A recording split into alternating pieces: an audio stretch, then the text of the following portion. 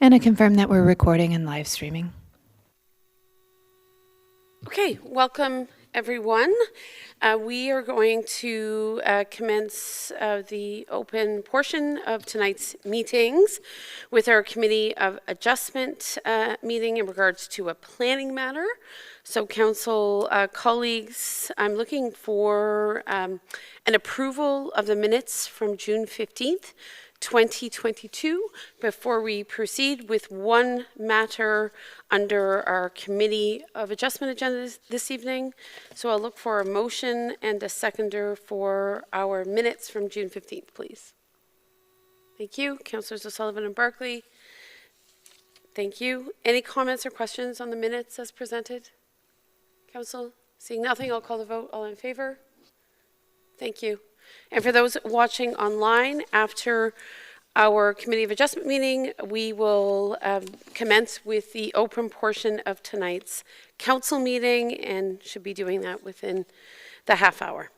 So with that in mind, I'll look for any disclosures of interest on the one matter this evening, which is an application for a minor variance on 8/08/2022. That's the application number for Hole 5 Equinell Golf Course. Any disclosures? Anyone a member of the Equinell Golf community? Okay, good. Then I will move right into our public meeting procedure. Ms. Martin, is that correct? Okay. And I will just read, of course, the mandated public meeting format, which is a requirement for us to proceed with consideration of the matter at hand. And that is that the Committee of Adjustment will now hold a public meeting to consider application number A0822 for lands located at Hole 5 for the Equinell Golf Course, Plan 15M, as in Mary, -4, Block 7, Geographic Township of Oxford and Rideau, now the Municipality of North Grenville, to provide relief from the minimum front yard setback. I must advise that this meeting is your opportunity to voice any objections or concerns you may have with respect to the proposed minor variance application.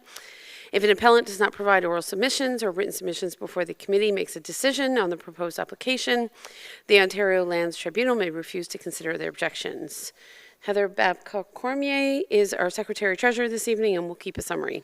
Any persons who wish further notice of the committee's decision should give their full name and address to Ms. Babcock-Cormier following adjournment of this meeting. Are there any individuals here for the public meeting?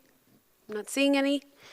So with that in mind, I'll pass it over to Ms. Martin, Director of Planning, who will give us an overview of the application. Thank you, Ms. Martin. Thank you, Your Worship. I do want to note and just, a special thanks to our planning student, Paco, who assisted in putting together our planning analysis. Paco is in the room this evening and taking in all things related to planning. So we'll go to the next slide, please. So our application being considered tonight is to consider relief from section 23.2 of the comprehensive zoning bylaw to reduce the minimum requirement of a front yard setback for an accessory building from 12 meters to 7.3 meters. So the property that we're considering tonight is for Hole 5 of the Equinell Golf Course, and the proposal is to construct a fully enclosed bathroom facility which will replace the portable toilet that is currently on site. The facility will be connected to municipal water and sewer, so we're going to ensure that we have a nice-looking facility within closer proximity to the residential neighborhood. Next slide, please. So this is a sketch showing the proposed location where the facility will be located. It's also currently the site of the portable toilet, so there's always been a washroom facility of some sort located within this area. Since we're going to be installing a permanent structure, the issue that came into play was the setback. So in order to meet the location, we won't be able to meet the 12-meter setback requirement. So the request is to reduce it down to 7.3 meters. I will note that this area is also largely treed and provides a visual buffer from the low-density single-detached dwellings that are on the other side of Royal Landing Gate. The proposed washroom location was originally planned for a different part of the golf course in relation to Hole 5, but this is the best location where it's out of the way and again already utilizes an area that's been prepared for the portable toilet. Next slide, please. Here's some drawing renderings of how, or what, sorry, the washroom facility will look like. So it'll have nice finishings and incorporate into the local characteristics of the neighborhood. Next slide, please. So it's staff recommendation that the Committee of Adjustment grant relief for the property located to the west side of Royal Landing Gate, also known as Hole 5 of the Equinol Golf Course, to reduce the minimum required setback from 12 meters to 7.3 meters. When we undertook our planning analysis, it was determined that the request is minor, that the intent of the comprehensive zoning bylaw and official plan are being maintained, and the reduced front yard setback is desirable and appropriate in the residential designation. What I'll also add for the committee's consideration is that we have received no comments from any of the neighbors adjacent to the proposed location. As well, we had no objection from the Conservation Authority. And that ends my formal part of the presentation, and looking forward to any questions that the committee may have. Okay, thank you very much. Obviously, without the public members of the public being here, I'll just look to council colleagues for any questions they have in regards to this particular matter. Questions, colleagues? Any concerns? I don't see any, Ms. Martin. So I believe we will close the public meeting. Is that correct? And we'll move straight to consideration of the recommendation, and that is that the Committee of Adjustment grant relief for the property located on the west side of Royal Landing Gate near Hole 5 of the Equinol Golf Course, being Block 7 of Registered Plan 15M-4 in the municipality of North Grenville, from the following sections of the Comprehensive Zoning Bylaw 5012 to provide relief from Section 23.2 to reduce the minimum requirement of the front yard setback of an accessory building from 12 meters to 7.3. Because the request is minor, the intent of the Comprehensive Zoning Bylaw and official plan are being maintained, and the reduced front yard setback is desirable and appropriate in the residential designation. Colleagues, who would like to move that? Any movers or seconders? Councillor Barclay and Councillor Strachan, thank you. And any final questions for me? Comments? Seeing none, I'll call the vote. All in favor, please. Good, thank you. That matter is approved anonymously. Thank you, representatives, for being in the room from Equinol. And we'll close the Committee of Adjustment meeting, or adjourn, I should say. And we'll just take a couple of minutes to transition into the council meeting. Thank you.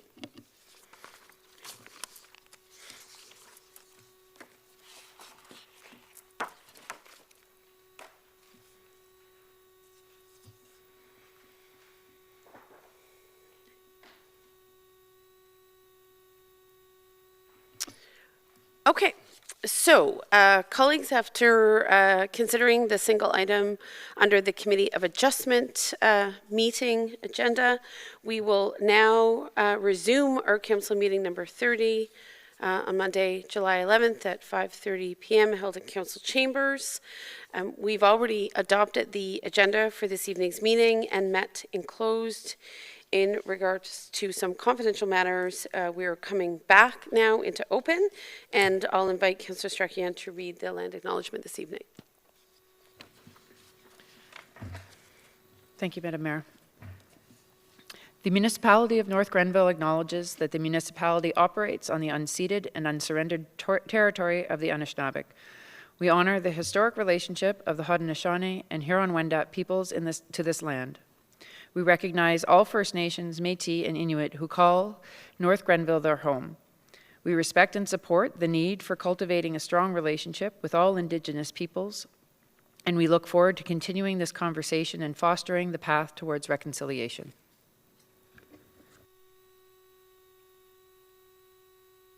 Thank you, Councillor Strachan. I appreciate it. I'll now just call for disclosures of interest in regards to any matter, any remaining matter on the agenda this evening. Any disclosures, colleagues? Seeing none, I'll move on. Of course, we will now consider items under the consent agenda. There is just one item under the consent agenda, and that is the council meeting minutes from June 15th, 2022. Colleagues, are you comfortable proceeding with that item being considered under the consent agenda? Seeing that you are, I'll ask for a mover and a seconder for the adoption of the one item under the consent agenda. Councillor O'Sullivan, Councillor Wilson, thank you. Any comments or questions on those minutes, colleagues? Seeing none, I'll call the question. All in favor of adoption of the minutes? Thank you. Under the consent agenda. Good. That passes. So now we'll move on. We have two substantial reports this evening on matters arising from the CAO's office. The first is the Community Safety and Wellbeing Plan, and Ms. Janou, you're on deck for this first report and a second report coming right after. So welcome. Thank you. Good evening, Council. Tonight, my first presentation will be about the United Counties Community Safety and Wellbeing Plan and the potential local implementation in North Grenville. Next slide, please. The county's Community Safety and Wellbeing, or CSWB plan, was created in 2021. The Police Services Act required that municipalities in Ontario prepare and adopt a CSWB plan by July 1st, 2021. The Act outlined requirements for an advisory committee, consultation, and establishing priority risks. A CSWB plan must show outcomes and measurables with strategies to meet them. The framework for planning was provided by the province. In the case of regional municipalities, the obligation to prepare and adopt a CSWB plan applied to the regional municipality, not the lower tier. Further, the lower tier municipalities were not required to formally adopt the regional plan. However, there is nothing that would prohibit any of the lower tier municipalities within a region from developing and adopting their own plan. If they choose, though, it would be outside the legislative requirements outlined in the Police Services Act. The United Counties of Leeds and Grenville and the Town of Prescott undertook the process and engaged services and consultants to complete the plan. A multi-sectoral advisory committee was assembled for this process, led by co-champions Mayor Robin Jones and Mayor Nancy Peckford. On June 15, 2021, North Grenville Council approved the county's CSWB plan. A week later, on June 26, County's Council chose to acknowledge and receive the CSWB plan. An implementation plan drafted by the advisory committee was not included as part of the final plan presented to County's Council. At the time, the advisory committee expected Mayor Jones and the United Way to lead the implementation of the plan. The consultants suggested sector agencies would be responsible for implementing the plan, not individual municipalities. But communities could provide coordination of the strategies of areas of focus. Further discussions at the County's Council table in December 2021 and March 2022 led to the decision to not move forward with an implementation plan at the county's level. The Committee of the Whole recommended the planning and management of the municipal CSWB be implemented by the individual local municipalities. Next slide, please. The plan resulted in 3 themes of risk and actions included in each of them. The 3 themes being community development, population health, and safety. Next slide, please. So for the next 2 slides, I just have some snippets of excerpts from the plan, which gives you an idea of the type of topics that were covered. So in this one, you can see the strategy was, or creating a strategy for lone parent families, and it includes a measure for evaluation, desired outcomes, and the steps needed. Next slide, please. And here's an example of another action to create an intermunicipal transit system.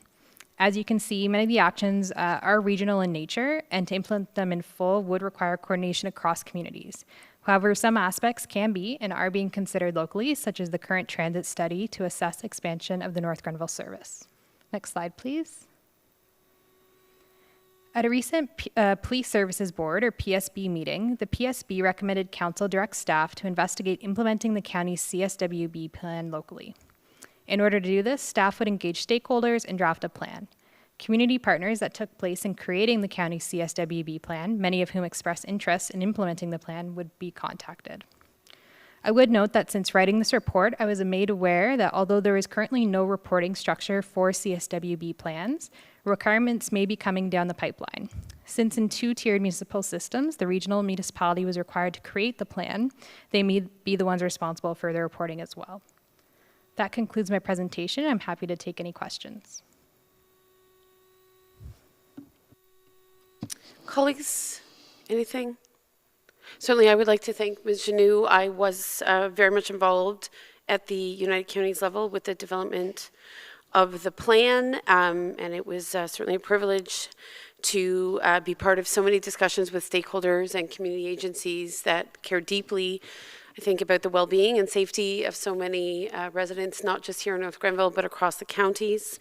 Unfortunately, as Ms. Janou noted, an interesting proposal that was advanced by Mayor Jones, but for which I was also involved, to partner with the United Way and focus on some sort of urgent action items, faltered at the council table at the United Counties, and the decision was taken some months ago that municipalities at this stage are likely best suited to understand and implement plans as they see the needs of their communities.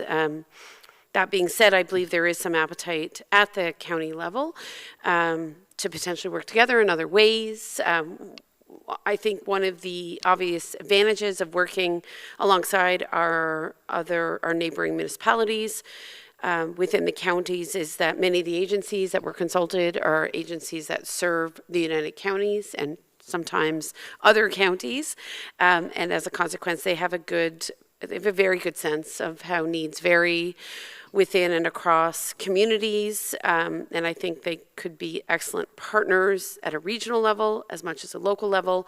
But at this point, what we're really left with in terms of the plan is obviously in order for it to be advanced meaningfully, is that as a community, we would really need to do our own homework now about what makes sense for North Grenville. And there's certainly merit in that approach as well. And I know that this council has been particularly keen to look at how we can begin the process of creating an implementation framework that is manageable and reasonable, but more to the point, capitalizes on many different synergies and opportunities as we come out of a pandemic that certainly has had a lot of different impacts on the well-being of many of our residents, from the youngest to the oldest. So I'll leave my comments there in terms of what I have to say at this particular stage, and invite any other council colleagues to offer up a comment or two. Councillor Wilson? Thank you, Mayor Peckford. Thank you, Hillary. So you've already done the background work at United Counties. Is this template something that we can implement within our own municipality with some changes? Yes, certainly. I think there's many suit our- opportunities to look more locally.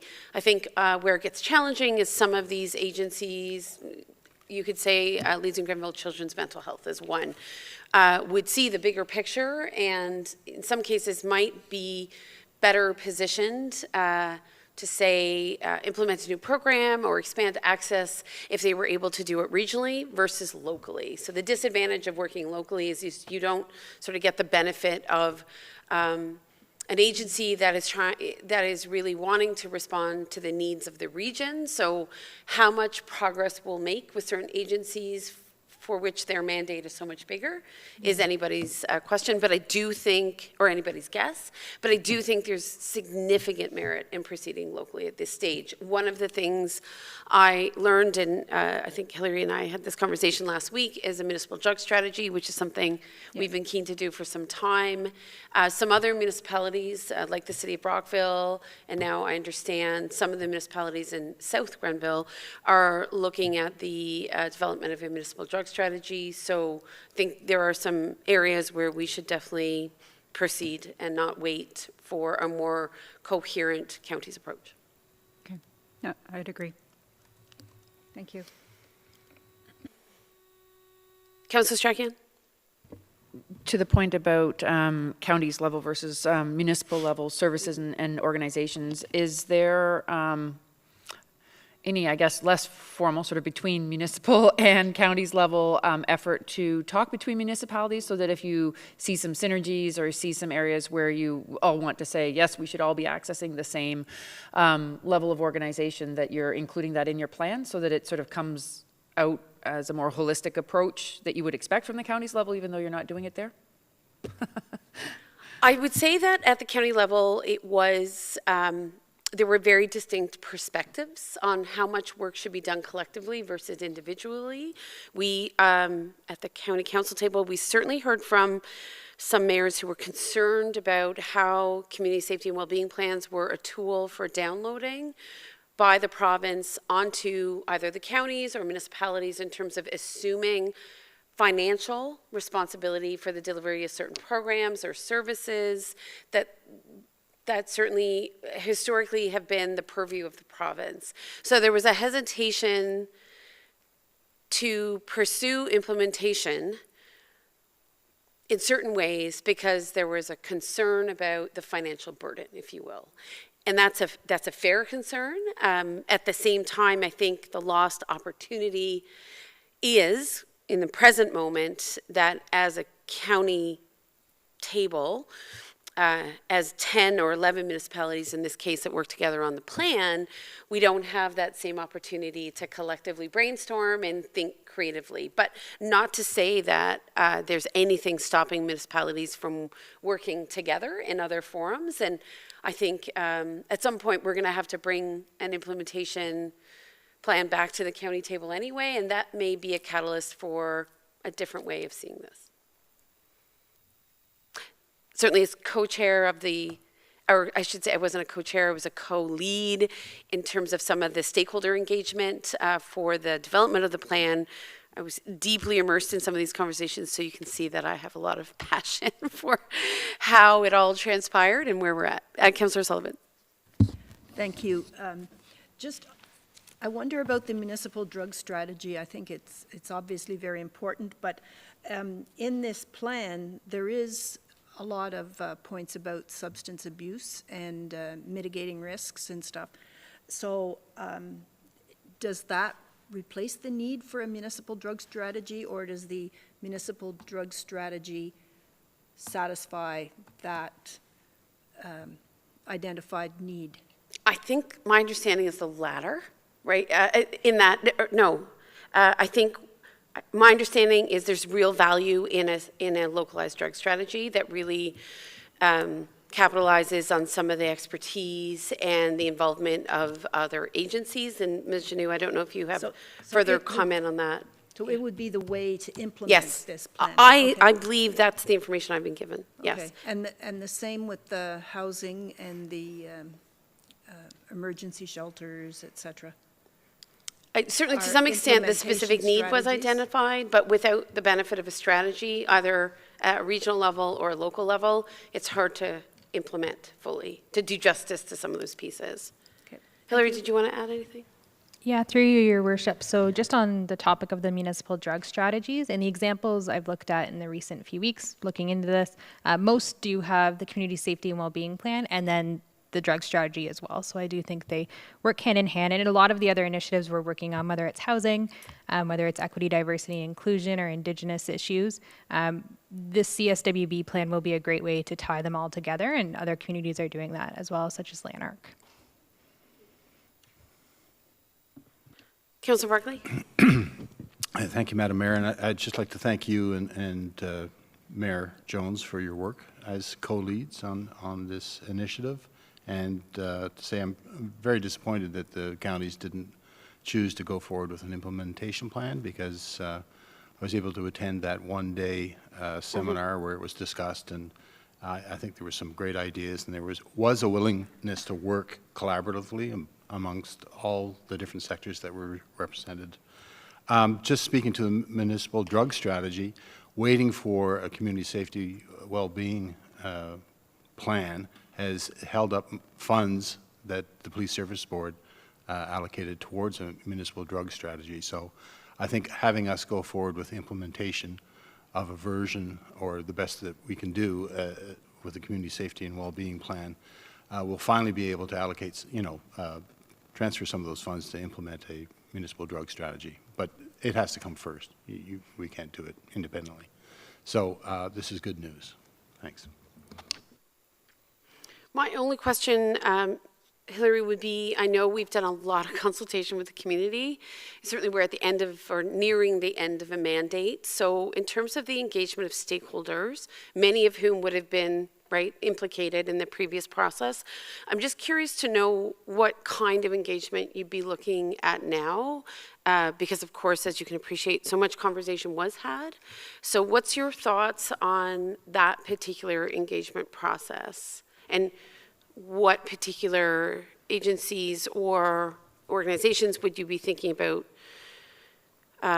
seeking dialogue with? And I only ask because I wouldn't want them to feel like it was repetitive, because many of them were active participants in a robust process, and I know really, gave their time and energy. So just curious to know your thoughts on that. For sure. Through you, Your Worship, I think we would be looking at bringing this back to council definitely in the new year. And I say that because we have the equity, diversity, and inclusion engagement coming up in the fall, as well as our reconciliation and Indigenous framework that'll be moving forward further in the fall as well. And we'd want to tie that all in, as I mentioned. They will play important factors, including the primary care strategy that was presented last week. So I do think we want to have some time to tie this in all together. And to your point about overburdening our social service agencies, we'll definitely connect with them and see if they have the capacity specifically to talk about their services in North Grenville. As when this was created, it was looking at it through a regional lens, and if we're looking to do a more localized implementation plan, we'll want to understand what services are currently here, what services need to be expanded, and how we can support them in that. So do you expect that engagement process then to come in 2023? Is that your thought process? We could look at doing it towards the end of this year, but more likely into the new year. So I think that's fair, given everything else that's going on. So, and I accept your point around the other strategies informing this one. So I think by 2023, many of these agencies that are now just contending with the impacts of the pandemic too may have other things to offer up in terms of where they see needs changing, and it may be a valuable moment once we get into early 2023 to have that conversation. Okay. Anything else, colleagues? Okay. So obviously the recommendation is that North Grenville Council direct staff to develop a plan to implement the community safety and wellbeing framework. Oh, and it just left my screen. That's okay. To obtain feedback on the implementation of the community safety and wellbeing plan for the municipality of North Grenville. So colleagues looking for a mover and a seconder, please. Councillor Wilson, Councillor Barkley, any final comments, questions? Seeing none, I'll call the vote. All in favor? Good. Thank you. Your 23 is shaping up. 2023, Hillary.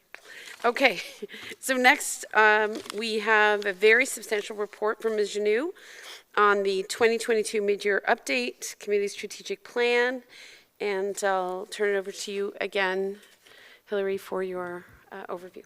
Okay, thank you, Your Worship. So I'm very excited tonight to provide an update on the new community strategic plan. I will note we are going to try to show some videos on the slides. Technology may not be our friend, so bear with us as we get to those. Next slide, please. Following the election of a new council in 2018, efforts have been made to modernize municipal operations.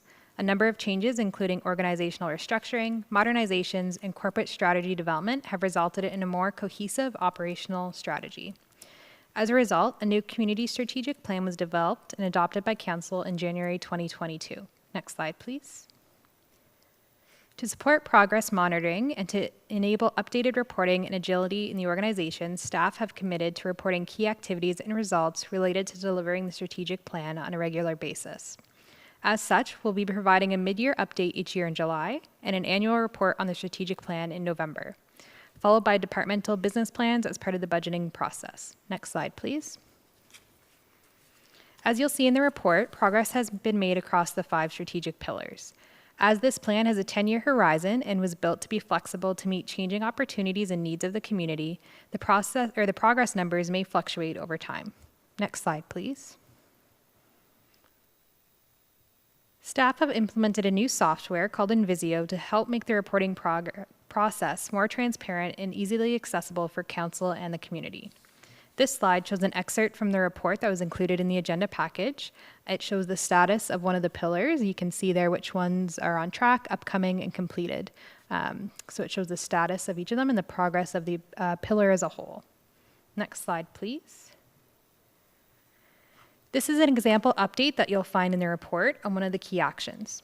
You can see staff have indicated any accomplishments, next steps, and resources required, such as staff, financial, IT, and council approvals. Through this new software, we have also the ability to include metrics to show progress of the plan.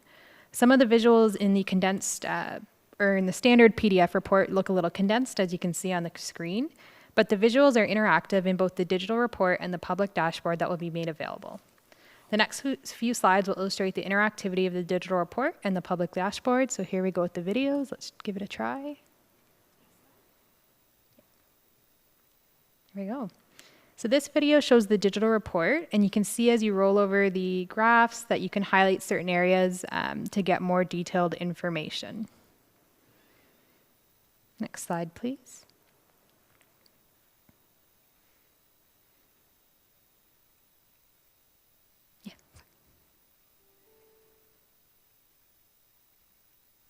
Okay, there we go. In this video, you can see that there are links in the report to key documents such as newly approved policies and strategies. And we're already on the next slide. So the last one just showed a link to the design guidelines that were just adopted by council. And this slide now is showing the community dashboard. So you can see the status and progress of each pillar. And when you click through, you can see the goals. And again, you can see the progress and status of each of them. And when you click into those, you'll see the key actions associated with that goal. Again, you'll see the progress. And we'll click on the key action there about creating a transit study and looking at transit services. And this is the update I showed earlier. And so compared to the PDF report, you can click on this, you can play around with the data, you can download the data, you can make it bigger so it's a bit easier to see as well. And then it should show us here that if you go to the search bar at the top, you can search for keywords if you're interested in a specific initiative. So in this case, I searched arts, and it showed me all the arts goals and pillars. And then again, this is just showing how you can link to see policies. So we linked the arts and culture policy that was just adopted so people can find it easily rather than having to go through the website or through recent council minutes. We'll be plugging in more data over time, such as building statistics, and we encourage residents to check out the new community dashboard, which can be found at www.northgrenville.ca/vision. We're excited about the release of this new tool, which provides more transparency and accountability on the community's vision. That concludes my presentation, and I'm happy to take any questions, and I encourage everyone to get on the dashboard and play around with it, because it's pretty fun. Thank you so much, Hillary. That's it's really great. I was always struck by a saying that you can't measure what you don't track, and I know how much you love data. So clearly, being able to, identify so many different data points against which progress can be tracked, I think, is a very significant evolution, certainly within the municipality, and it's a good accountability mechanism because it's all there, as you've suggested, not just for council to see, but members of the public to see. So I'm sure on the front end took a lot of work to upload all of the data sets, but in the long run will certainly pay off. So thank you. I know it was a considerable undertaking.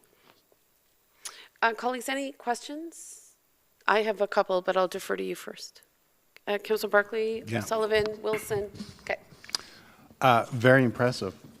I can't wait to start playing around on it myself, and the fact that the public can dial into it and find things quickly and easily is great. And I'm a very visual person, so the idea of having graphs and visual representation of the data is very appreciated. My question is about entering that data. Is that done daily? I mean, how do we, it's only as good as the data that we input, right? We collect data, but who's responsible and how often does that happen? Through your worship. So it really depends on the data we're utilizing. For example, the planning department's building statistics, those could be uploaded monthly. The same with, well, I guess the fire data that you saw in there, most of that was annual data, so we would do that annually. The transit numbers, we receive that monthly from our current service provider. So each of our senior management teams and someone within their departments was given access to the back end of this and will be responsible for uploading the data depending on when it's available to them. I think Councillor O'Sullivan and then Wilson. Okay, thank you, through you, Madam Mayor, to Ms. Genot. Thank you very much for this. It's very impressive. And I do have a question regarding looking for policies. I hate to bother staff, but when people ask me about a policy or I want to find out about a policy, I find it difficult to find them on the website. So my question is, will all policies then be found on the dashboard eventually? Through your worship, not necessarily every policy will be in the dashboard, only if it relates to the specific action or goal. But we are going to be working on a new website coming later in the new year. And one of the big things we're working on is a more robust document library, including a search function. So it should be a little easier for people to find things. Okay, great, thank you. Councillor Wilson? To you, Madam Mayor. Thank you, Ms. Janot.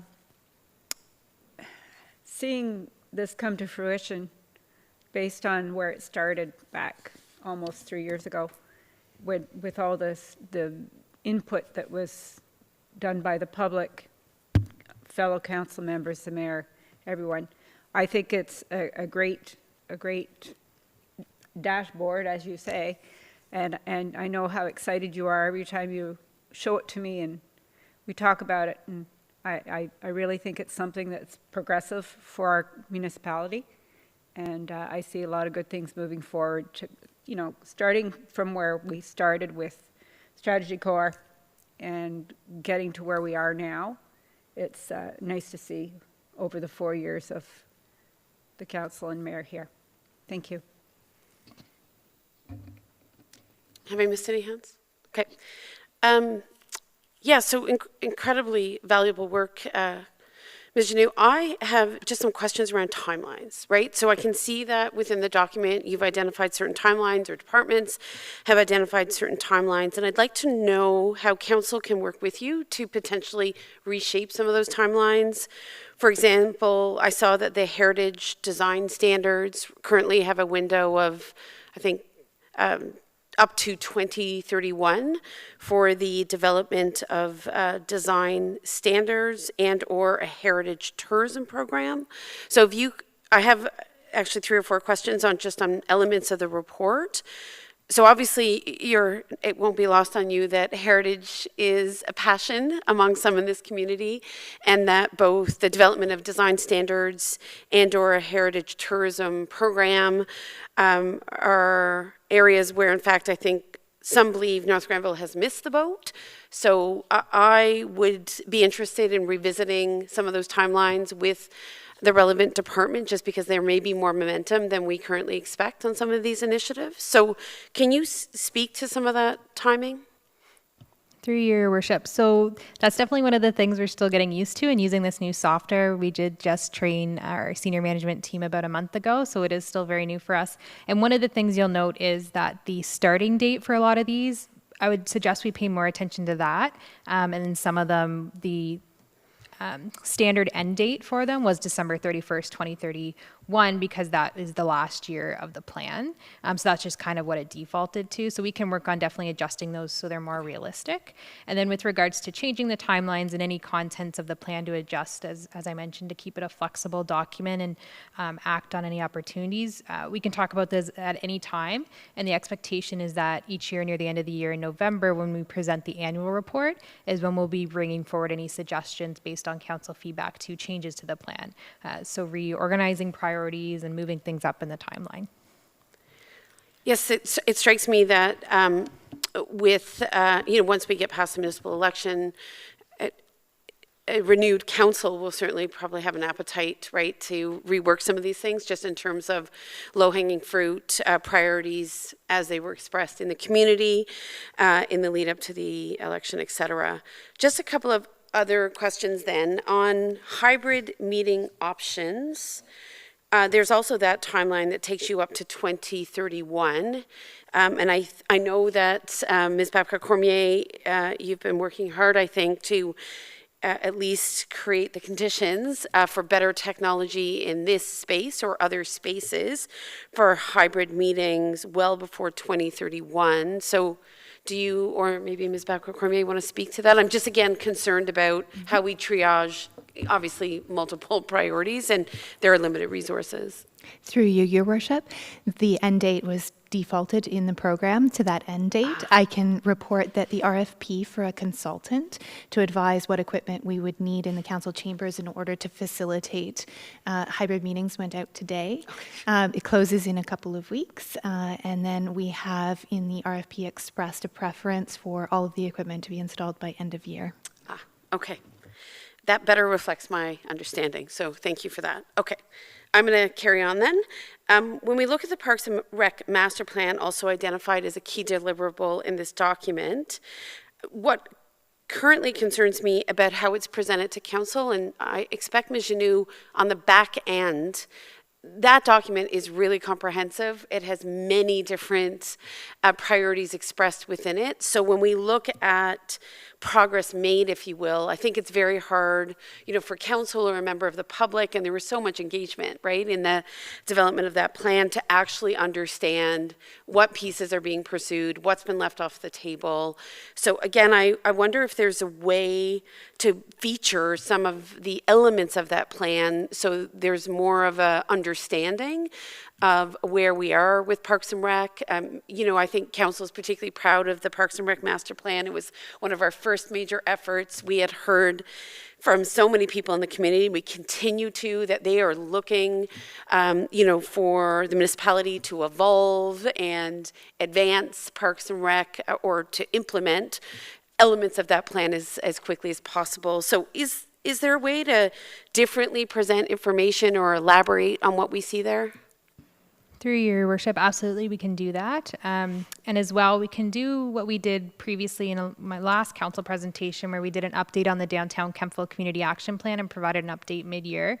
Similarly, Chief Oakham will be presenting his annual report tonight. So we are hoping this mid-year update can include some of these larger reports. So we can include perhaps an overview of progress made on the PRC plan specifically.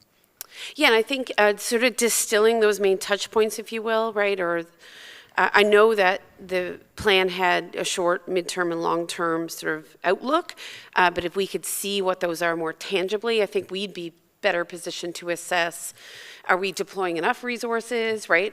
What's the state of our partnerships? Where might we wish to ensure that external resources are secured, et cetera, et cetera.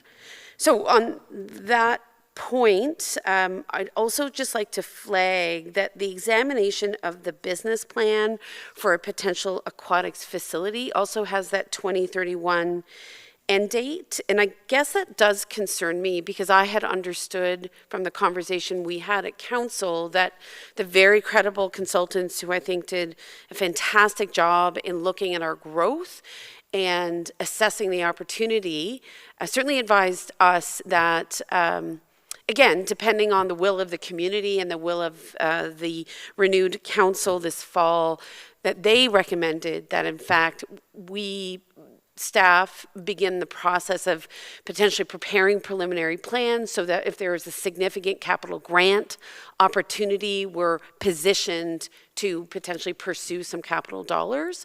So to that end, the 2031 date, and again, perhaps I misunderstand the window, seems a little bit extended if in fact opportunity emerges you know, earlier than that. Do you have a comment on that piece? Yeah, absolutely. We can adjust that one as well. You'll see too that it is marked as completed. So it was just acknowledged that we did do the review of that business case for council. But as I mentioned during the presentation as well, the progress on each of these goals and key actions and pillars could fluctuate over time. So that is definitely one where we can see that. And I'll flag it for our Parks and Recreation and Culture Department to look at a more robust update for that one next time.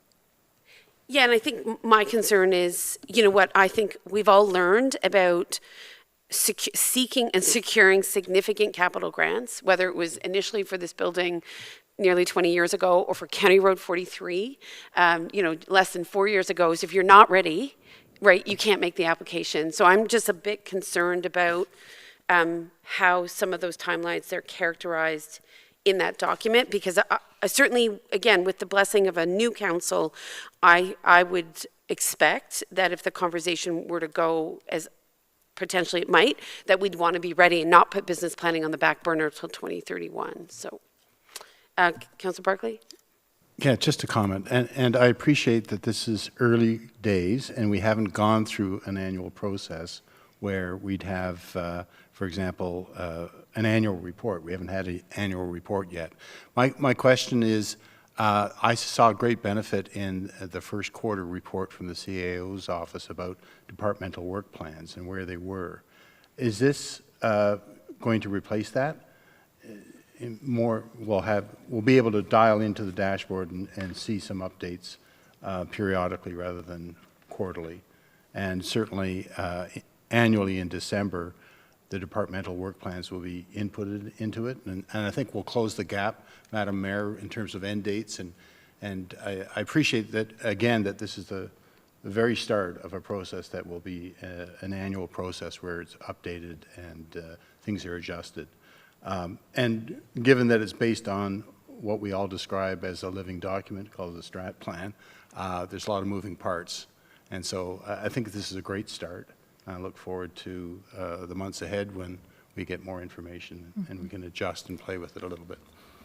But to your point, Madam Mayor, yeah, we have to be ready to seize opportunities when they're presented.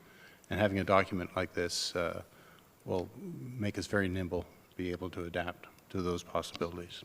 That's great. Commissioner? Thank you. And through you, Your Worship, to Councillor Barclay's point, there's a lot of capabilities with this software too, which we haven't even discovered yet. And some of the stuff we can do can break it further down by department. It can break it down by at-risk projects. We can really put reports on whatever council or the public wants to see. So we can definitely do that for you. So this dashboard isn't resident on our server. It's proprietary. What kind of redundancy is built into the system? These companies come and go. I'm sure that was a consideration when we decided to select this particular software. Through Your Worship, yes, we did quite the extensive procurement process for this, trying to figure out what has worked well for municipalities in the past, and this company, Invisio, was what we decided to go with, in part because of the backups they have in place and the full access we have to all of the data through the software. So we are retaining full control of that, and we can pull anything we want at any time. Final update, if I might. So we maintain possession of that is our data. Correct. Right, okay. Yeah, and again, great work. Please don't misinterpret my line of questioning. It's just I feel that I want to do your work justice by making sure that I give it a comprehensive overview, and I don't think I've done that entirely, but I've certainly tried to pay careful attention to some of the areas where I know council's been particularly engaged. I do like, maybe just in closing, under the tourism strategy accomplishments, right? There's actually a really good detailed list of where there has been significant progress, and it sounds like maybe the tourism coordinator or Mr. Gilmer took the time to fill in some of that. So maybe in some of those other areas where there's work yet to be done, but is sort of in play, it would be helpful to get that level of detail as well. Okay. Anything else, council colleagues? Okay. So with that in mind, I think the recommendation this evening is that we receive the report titled Community Strategic Plan 2022 Mid-Year Update for information purposes. And I'll look for a mover and a seconder. Councillor Strachan, Councillor Sullivan. And Ms. Janeau, I just want to confirm that by virtue of receiving the report, we're not necessarily endorsing all the timelines presented. Is that correct? No, absolutely. So as I mentioned, we'll go through and work on making sure those dates are more accurate. That'll be our next step with our senior management team. Okay. And in some cases, perhaps more reflective of where council's mindset might be. Okay. So the motion is on the table. Seeing no other comments, I'll call the vote. All in favor, please. Thank you. Motion passes. So nothing under finance this evening or the office of the clerk. And I believe, Ms. Martin, you're on deck now for the noise exemption to the Snowmobile Drag Racing Ontario event. Thank you, Your Worship. If we could move to the next slide, please. So council will be familiar with this noise exemption, as we received a very similar request for the same style of event at the same property back in February of this year. So the event organizer is back seeking essentially 2 weekends that are coming up.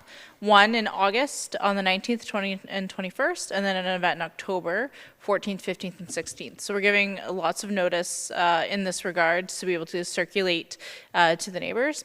The property where the event will be held is 252 Davis Road. It's a 90-acre parcel. And the noise exemption is being sought from 8 a.m. to 10 p.m. I do apologize for the typo on the screen, but the resolution does read correctly as to 10 p.m.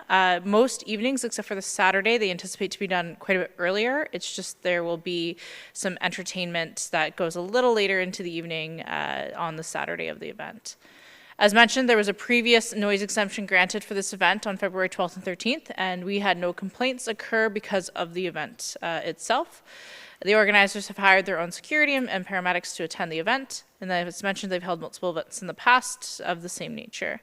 And they anticipate roughly 250 attendees at the event. I think that's been their average number. Next slide, please. Surrounding the property, you have Dillaball Sales and Service Shop, which is located at the front at 252 Davis Road. There are 6 houses within 60 meters of the event area, and our noise bylaw requires notification 10 days in advance of the event to property owners within 60 meters. So our bylaw staff will prepare those notices and deliver them to the neighbors at least 10 days prior to the event occurring. Next slide, please. Just to highlight where the property is located, it's at the westernmost region on County Road 43 right before we get into Merrickville-Wolford. Next slide, please. And this is just to demonstrate where their parking area is on the property, as well as the event area itself. So it's going away from the residences. Next slide. So that concludes my presentation. If there's any questions from members of council, I'd be more than happy to answer them. Councillor Barclay? 2 questions. First of all, the February event, was that held at the same location? Through your worship, that is correct. Second question is, so the Planning Act requires a notification to properties within 60 meters. Is there anything to prevent us from widening that area? Through your worship, the requirement does not come through the Planning Act. It comes through our noise bylaw. So certainly an amendment to the bylaw would have to be made to widen that circulation. That would make it permanent, but I'm just saying for this event, could we go a little bit above and beyond what the bylaw calls for? I think in this matter, sticking to the bylaw requirement, because then the question is down the road is, do you know, which standard do you use? I know in the past, the event organizers have been proactive in reaching out to the wider area, but typically we follow the requirements in the bylaw itself for circulation. Because then the question comes into play is how often then, like when you establish another number, it's better to have it established as a hard number in the bylaw if that's what council wishes to stick with. Just a clarification, so the 60 meters is what we would officially notify? And you're saying that the event organizers tend to go beyond that?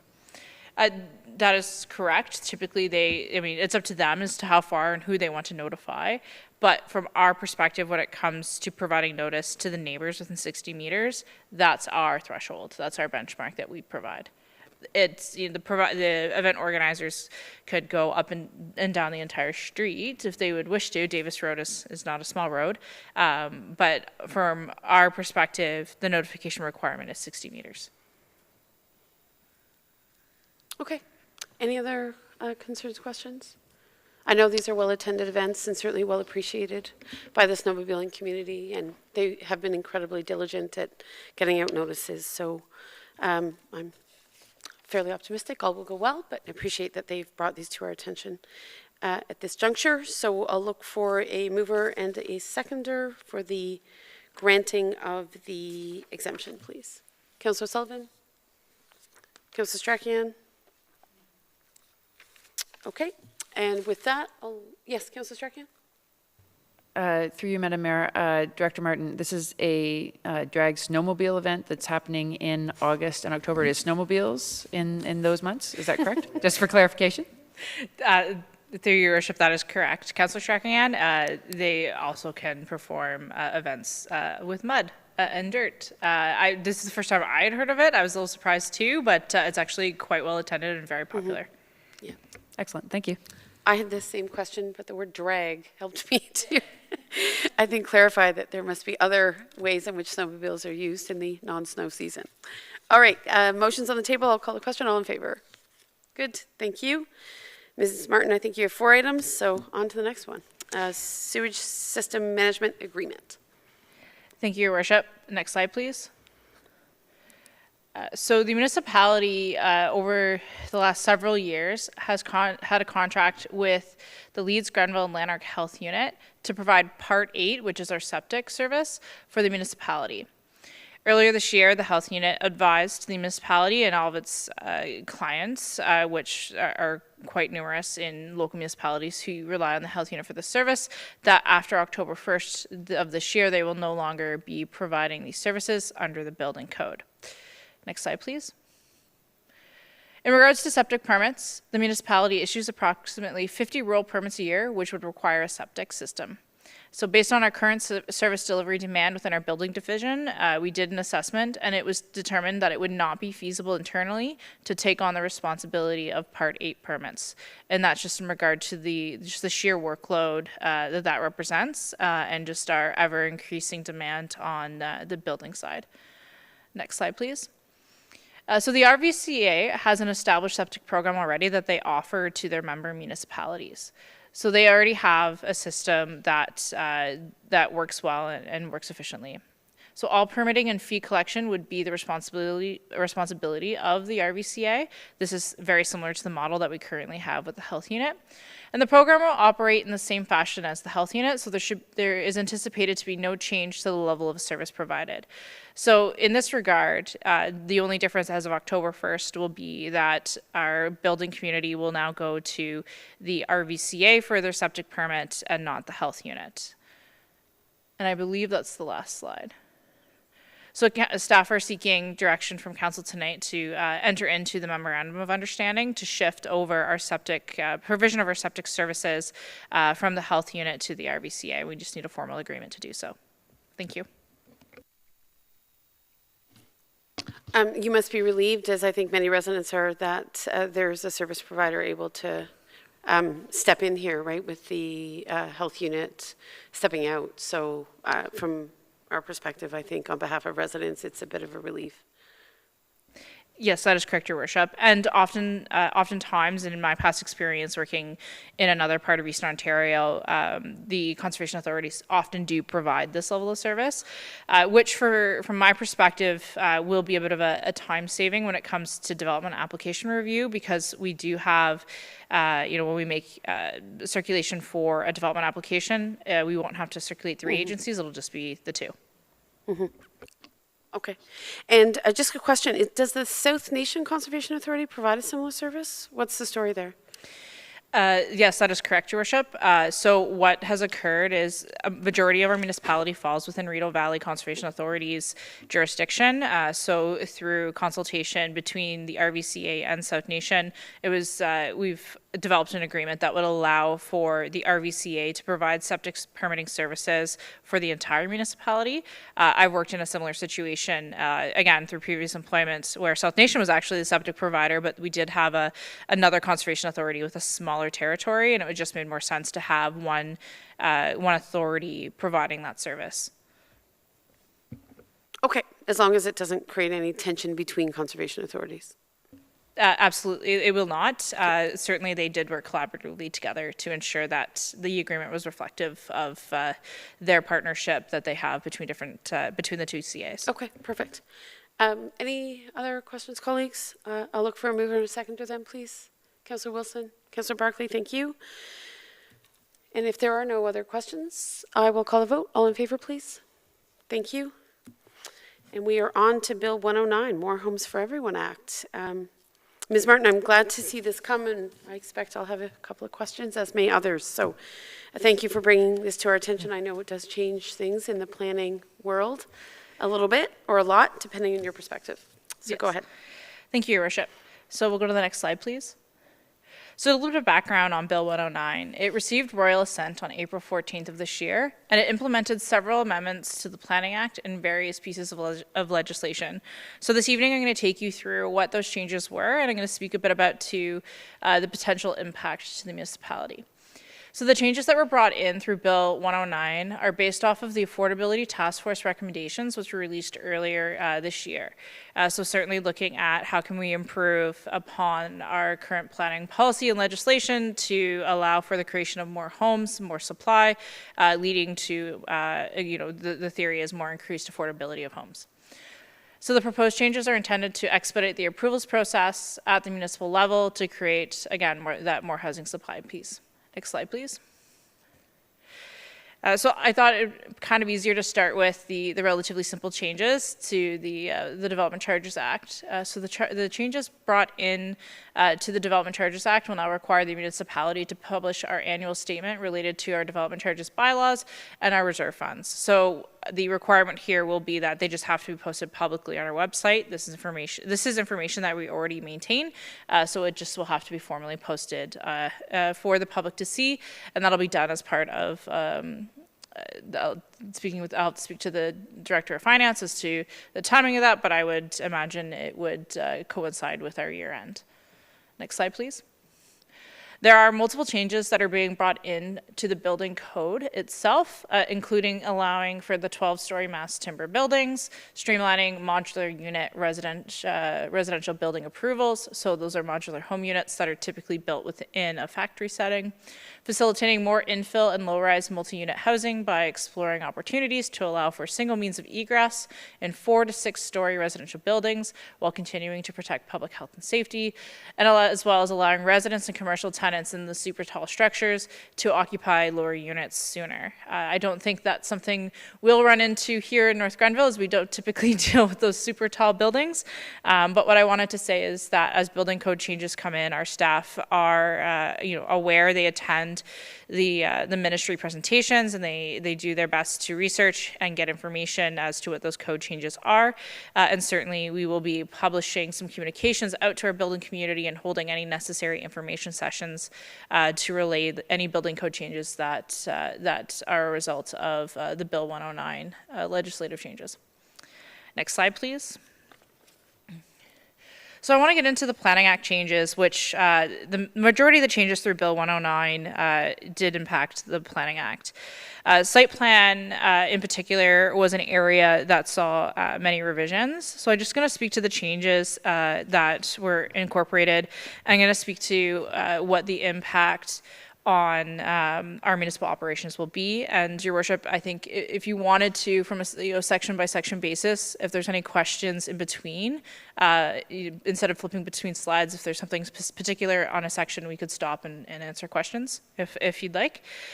So there are 4 major areas in regards to site plan that are being implemented. The first is requiring municipalities to appoint an officer, employee, or agent of the municipality to make decisions on site plan applications made on or after July 1st of 2022.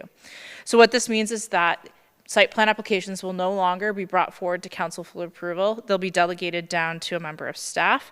I will note our delegation bylaw already appoints this authority to the director, which is myself, to make the decision on site plan approval. Our current bylaw does permit council to direct that these be brought up to the council level for approval at their direction. That will no longer be possible under the changes of Bill 109. So I'm just going to stop you there, because actually this council, when we assumed office, because of some significant concerns about the development trajectory in North Grenville, a lack of consultation or opportunity for input through council into site plans, there was in fact a significant effort made to not delegate authority back to the Director of Planning, so that on applications that were a little more contentious or where there was concerns about compatibility, council could legitimately gather feedback and inform those site applications, if you will. So I'm curious about, ultimately, what does this mean? How does council on behalf of the community have any role if all of the plans are on your desk and you have no formal way of seeking our input? So, very valid point, Your Worship. So, I think one of the important things to note is that I don't want to say all, but majority of our development applications that go through site plan control typically will trigger another Planning Act application, such as a zoning amendment. And that in itself is a very public process in regards to how applications are discussed and how comments are collected from members of the public. I think that, we've dealt with some very minor site plan applications, addendums, which are very, minor in nature and wouldn't have the same impact as some of our, I will just give an example, our multi-residential units that are being built adjacent to more lower density areas. But those applications are typically more unique in many ways in that they will trigger another development application of some form. So that in itself will still allow for the meaningful input and the public consultation and for comments to be provided. And certainly, I think we've seen over the last, 2 years, 2.5 years, it's hard to tell, time's moving quite quickly since I've assumed the role of the director position here, in that a lot of the comments that are received as part of that pre-consultation piece on the zoning side have influenced the final design for the site plan. And certainly we do encourage our developers, especially for larger developments where there is an impact, to pre-consult with the community ahead of an application to understand their concerns. And we do have some developers that are fantastic at doing it and really working with the neighboring residents. So I feel that, I understand the concern in regards to how the Planning Act will now delegate this, so approvals no longer come through council for any application received after July 1st of this year. Certainly those other mechanisms in regards to development applications would still provide those opportunities. And I also wanted to note that the design guidelines are another fantastic tool that council has approved that will help staff review and assess applications. It's the benchmark for what development will have to achieve. So we will, in reviewing at the staff level, ensure that things like active transportation, how the property connects into the site, as one of the number one questions Councillor O'Sullivan asks, are there bike racks? Those things will be reviewed using the guidelines to ensure that we're hitting in the targets that are being established from a design perspective. If I might, and it's moot because the province has changed the legislation. I think we have been part of many conversations where you've suggested, look, once you see the site plan, you may feel more comfortable, right, proceeding with something. So I would just quickly ask, if you're the sole approval authority for site plans, are those site plans available to council? Will we be able to see them before you approve them? Or will the public be able to see those site plans? So certainly a development application for site plan is a public document. Certainly some of the considerations that we're having as to how do we publicly share information as to applications we receive. Site plan itself is not an overly public process in that there's no public meeting for those considerations to be had. As you will see, there's some other changes that are being brought in regards to site plan control and other processes that are going to require, even at the zoning stage, that these details be more finely laid out and more consideration given on the technical side to ensure from a process standpoint we're able to meet the time targets that the province is very adamant that municipalities need to meet, and I'll explain that in a little more detail as I go through the presentation.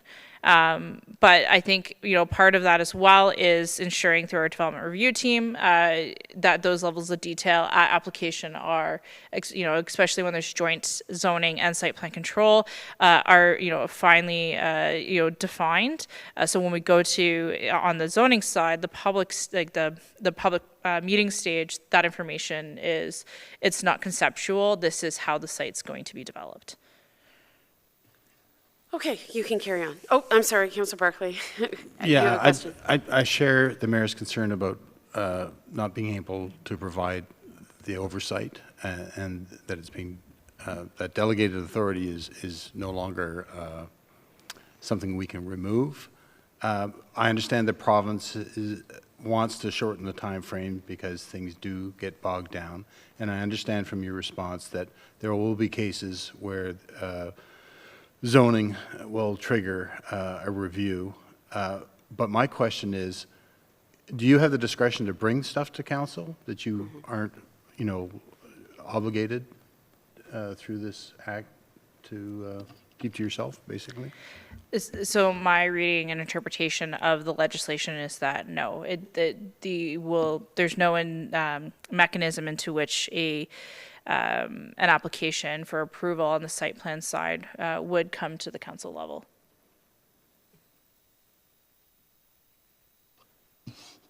Okay, well, let's carry on and see where the conversation takes us. Oh, I apologize, Councillor Sullivan. Thank you, Madam Mayor, and through you to Director Martin. Did you say that site plan applications are public documents? That is correct, yes. So if there's a site plan application and we know about it, we can make an effort to look it up ourselves. That is correct, and certainly something now that we've had a little more resourcing in the planning department again, we'll be looking for, how do we share this information? Some municipalities will have a application on their website where you can see where there's active development applications. Certainly would like to move in that direction. There's a little more resourcing on the website side that will have to happen, and there's different ways in which we can share that information. So we'll be looking at from that public piece for what can be, certainly certain documents will be redacted to take out like personal information. But the information such as site plans and the technical documentation that go with it are considered public, and a member of the public can come in and request to see them. Okay, thank you. Carry on. Yep. So some of the other changes in regards to site plan is extending the site plan review time from 30 days to 60 days. And establishing regulations making there's also the ability to establish regulation making authority to prescribe complete application requirements for site plan with recourse if a site plan application has not been deemed complete within 30 days of acceptance by the municipality. So these are timelines that are being added in to ensure that when we receive an application, we're reviewing the application for its level of completeness for circulation. What I will note is from a municipal perspective, we're already doing this. So we have the development review team, which consists of various municipal departments and our public agencies, including the counties when a development's on a county road, and the Conservation Authority at the table. And at the end, the result is that submission checklist. So we identify all the studies and plans that are required to be submitted for an application, as well as providing very site-specific comments, whether it's an environmental feature they need to be aware of, or providing a little more scope for something like a traffic impact study. I know the counties has certain numbers that they like to use. So we try to provide as much information up front to better inform the submission. So we're ensuring that when we get the information, everything is there, and we're not stuck going back and forth between the developer and ourselves as to what information is missing. So our expectations from a development perspective are put up front on the table, and I know that that's gone a long way. And when we receive an application, administrative staff just have to verify that those reports are there.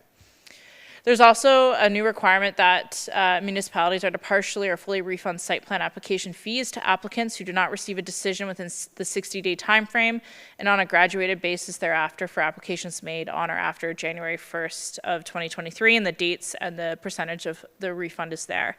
What's concerning with this is that it only applies to municipalities. Oftentimes we have involvement from other public agencies, including the county and the Conservation Authority, or another, could be a provincial ministry. If they're the ones who are causing the delay, there is no recourse to get a refund on their fee. It's only on the municipal portion. So the municipality could have their comments and be ready to move forward, but might be waiting on an approval from an external agency that's holding up the process. And at this point, the municipality is the only authority that would be penalized. I will note that it does not impact the administrative fee that we do collect for the review of the application itself. It's only the application fee.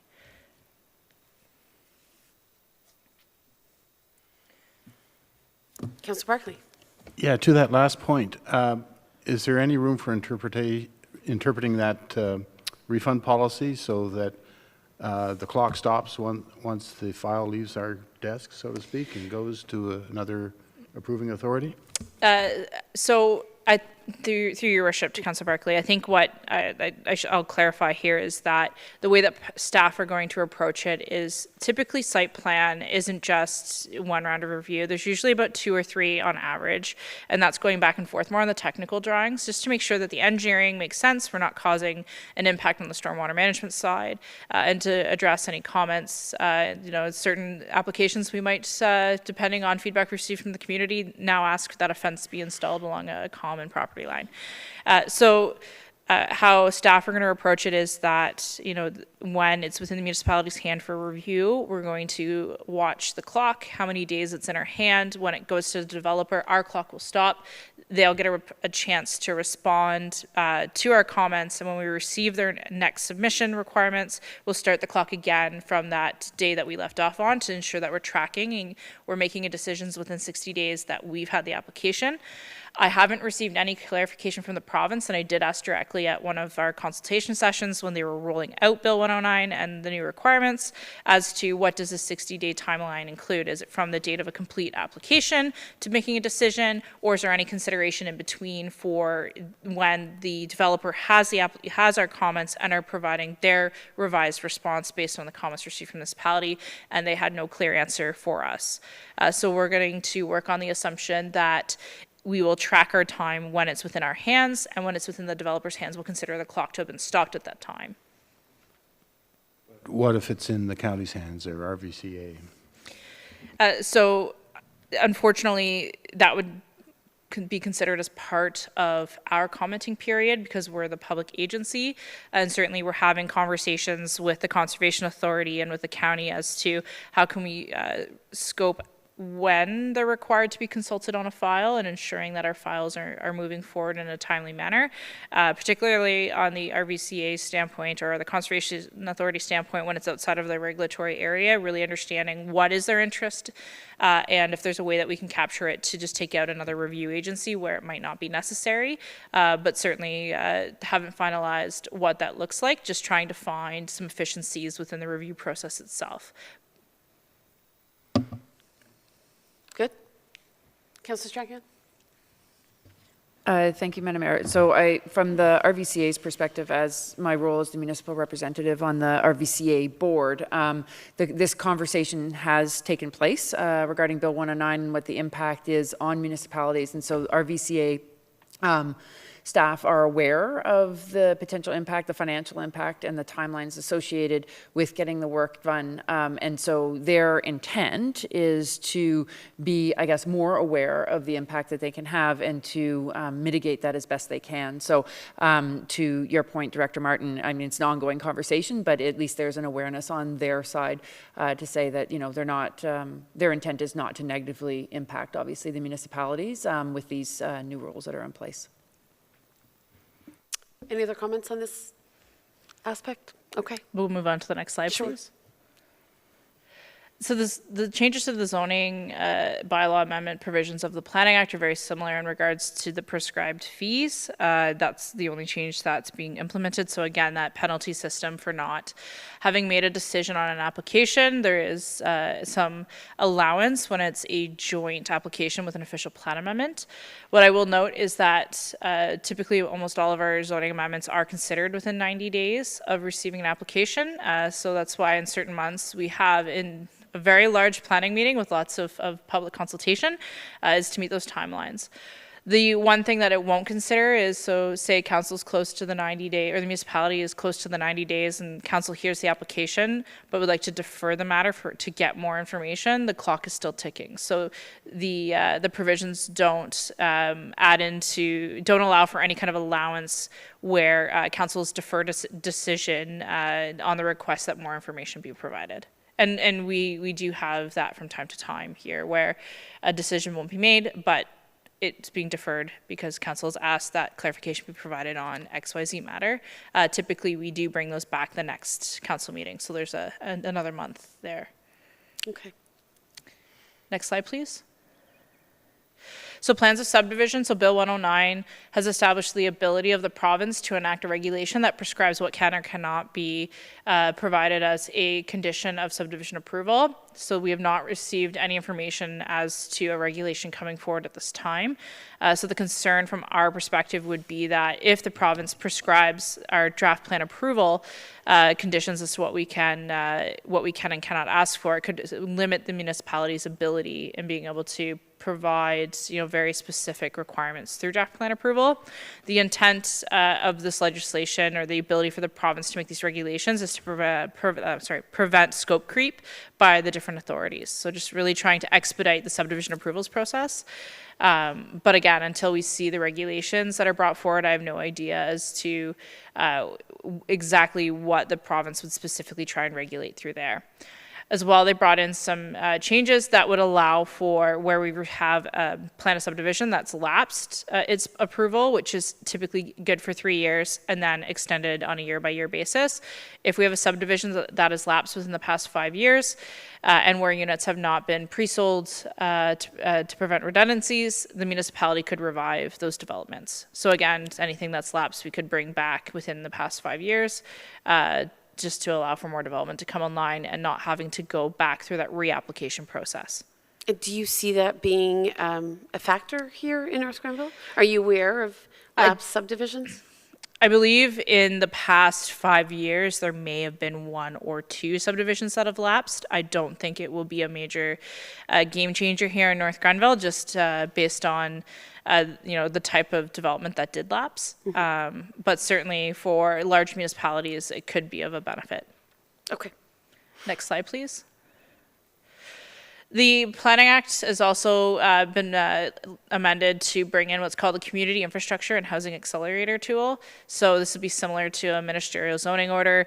The municipality, to help expedite a development project, could pass a resolution seeking, essentially it's a ministerial zoning order from the minister. The regulations will need to be established to set out the guidelines and parameters, so it's something that the province has added in so that they can move forward in creating those guidelines in the future. So again, they're just trying to create tools for municipalities to expedite decisions on matters without having to go through your normal planning channels. Next slide, please. There's also some efforts to increase the sharing of information and data collection. So the province will now require municipalities to publicly report on development applications that have been submitted, are complete, or underway, are under review and approved. And then the use of more kind of standardized data standards. Have yet to see some information come out on this, but certainly this is information that we do track internally as to our applications. We do have a system that allows us to see where things are at, what's waiting council approval, and it helps us forecast our council meetings as to what needs to come forward when. The province will also share for the Ministry of Finance's population projections with municipalities with a focus on main drivers of population growth, such as immigration and intra-provincial migration. And again, this is to help assist in meeting short and long-term housing goals. And then the province will be looking to partner with the municipalities and private industry in the development of our data standards for planning and development applications. So again, the sharing a more consistent information as a way of tracking development across the province. Next slide, please. The other aspect of the changes to the Planning Act through Bill 109 would be to bring in regulations in regards to financial security, and one of those would be the consideration of surety bonds. Surety bonds are a form of financial security, but are not as easily accessible as compared to a letter of credit. So from our perspective, there's concern that should we have the use of surety bonds, and a developer should default under the provisions of their agreement, and we have to draw security, it's not as simple as a letter of credit where we would seek authorization from council and then go to the bank directly to get access to those funds. There'd be a more rigorous process on the bond side to get that financial security. So the regulations have not been introduced at this time, but it's something that we'll be watching to determine what the future impact could be.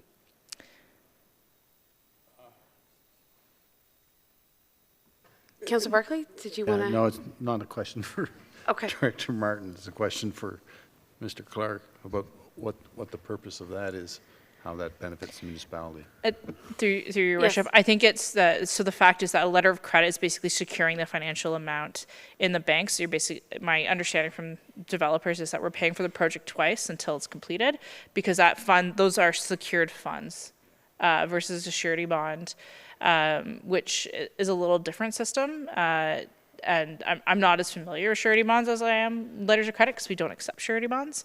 But from my understanding and reading, it's just it's usually done through a third party, and then having to extract those funds is a much different process than going to the bank with the authorization to take those funds under an agreement. Next slide, please.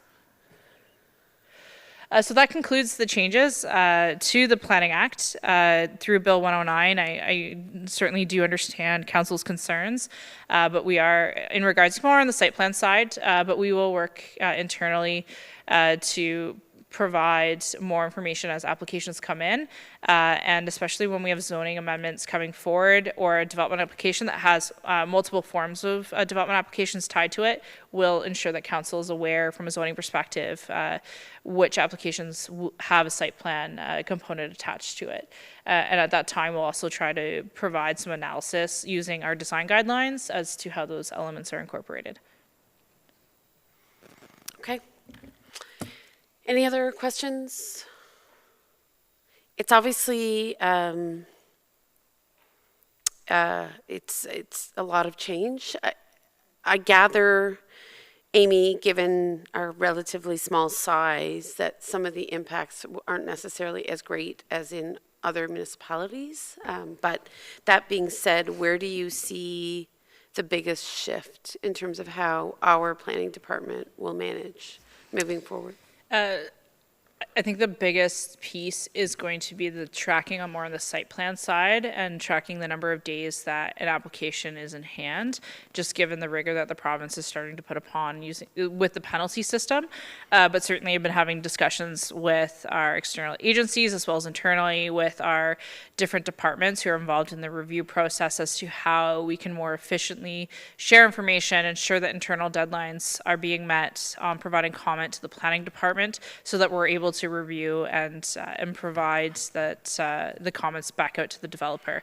And certainly, again, more of that emphasis on that pre-consultation through the development review team and looking at just the level of requirement for submission and ensuring that the quality of the information is there. Without quality information, that's typically what will delay a project, is if there's significant flaws within the engineering or site concerns that could cause a significant redesign. But certainly we try to mitigate those through the pre-consultation process. Okay.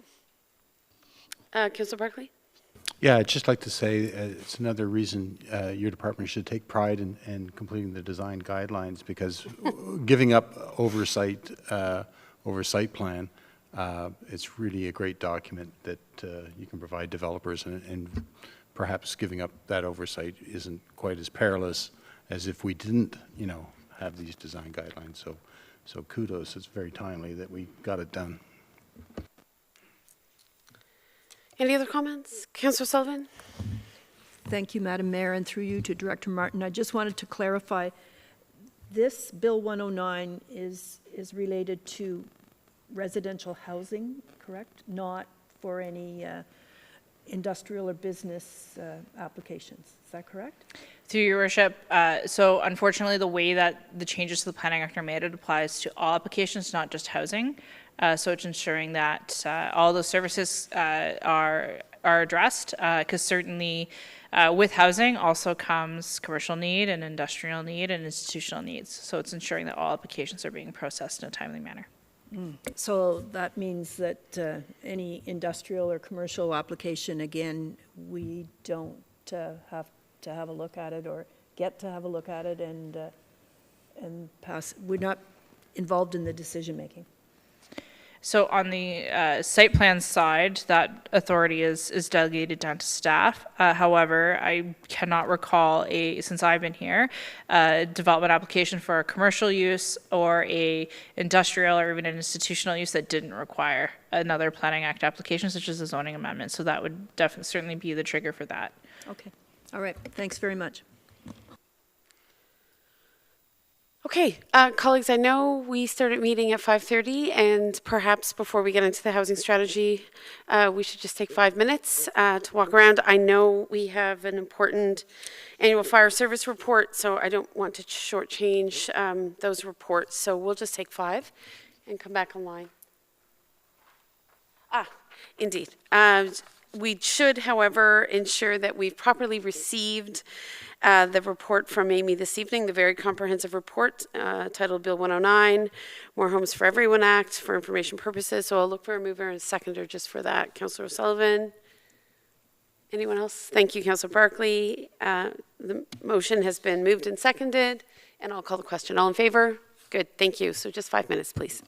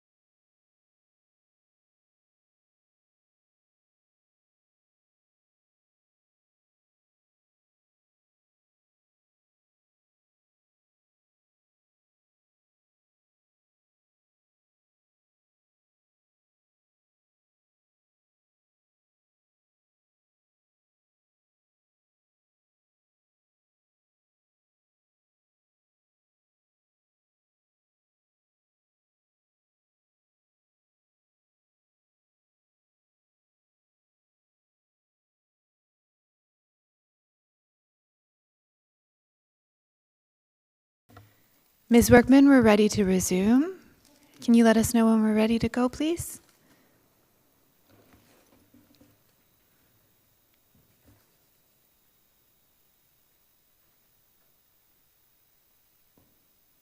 And we're ready to resume. Okay, welcome back, everyone. We've just taken a short break. Unfortunately, conditions in the theater are such that it's extremely cold, which is in contrast to the mild temperatures outside. So as a consequence, some requests have been made to, in fact, warm up the theater. And I thank my colleagues and staff for their patience in having to work under these unusually frigid conditions. That being said, just given the hour and how much we've already covered and the fact that we want to do justice to the fire services report, I've spoken to council colleagues and staff about deferring the discussion on the housing strategy that was coming forward this evening. We've had a lot of discussion and debate around a variety of planning matters. So I'll look to a mover and a seconder should there be a will to defer the discussion on housing strategy. Thank you. Councillors Wilson and Strachan have moved and seconded. And this housing strategy proposal will come to council in early August. So we're not deferring it for long, but just in recognition of where we are this evening and our agenda and the somewhat uncomfortable conditions under which we're meeting, we'll certainly, I think there is an appetite to defer. So as moved by Councillors Wilson and Strachan, I'll call the question on a deferral. All in favor? Good. That's deferred.